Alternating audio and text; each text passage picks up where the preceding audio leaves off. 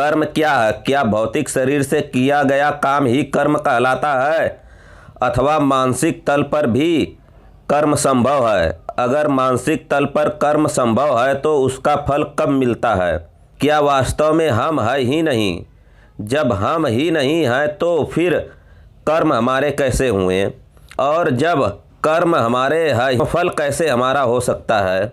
वह एक दूसरे से भिन्न है ही नहीं, दोनों एक ही साथ हैं। अर्थात जो भी कर्म और कर्मफल हैं वह इसी क्षण है।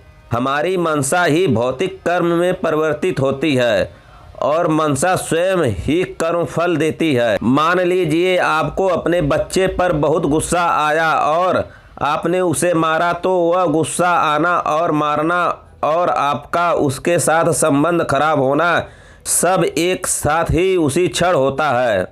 हम अच्छे बुरे कर्म फलों को इसी जन्म में कैसे खत्म कर सकते हैं जिससे वे अगले जन्म में न जाएं?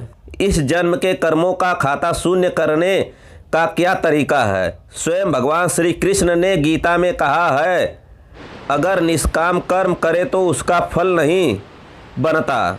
निष्काम कर्म, इसमें हम कर्म तो करते हैं लेकिन उसका फल नहीं बनता, क्योंकि वे कर्म आसक्ति और अहंकार के बिना परमात्मा का ध्यान करते हुए निस्वार्थ भाव से किए जाते हैं।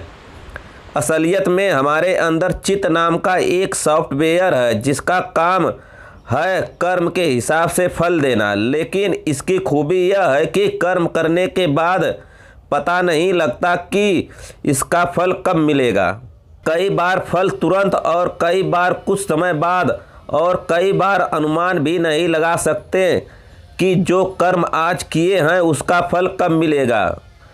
वैसे भी पता नहीं जो फल हम आज भोग रहे हैं वह न जाने पिछले किस जन्म का फल है। देखा जाए तो शरीर में चित्त का कोई स्थान नहीं है, बल्कि कर्म के फल हमारी ऊर्जा में इकट्ठा होते रहते हैं। कोई भी कर्म तब तक फल नहीं देता जब तक उसका फल किस प्रकार आएगा यह तय नहीं हो जाता। इसलिए कर्म फल के समय को जान पाना मुश्किल होता है। यही कारण है कि हम इस जन्म में किए गए कर्मों के फल सिर्फ इसी जन्म में नहीं भोग पाते, वह अगले जन्म तक चले जाते हैं। हम अपने कर्मों के हिसाब से अगले जन्म में भोगते हैं। जब हमारा प्रारब्ध बनता है तब हमारे कर्म फल शुरू होते हैं। हमने अच्छे कर्म किए होते हैं तो अच्छे फल मिलते हैं, अगर बुरे कर्म किए होते हैं तो उसका फल भी बुरा होता है। यह स्वयं भगवान श्री कृष्ण ने गीता में अर्जुन को बताया था।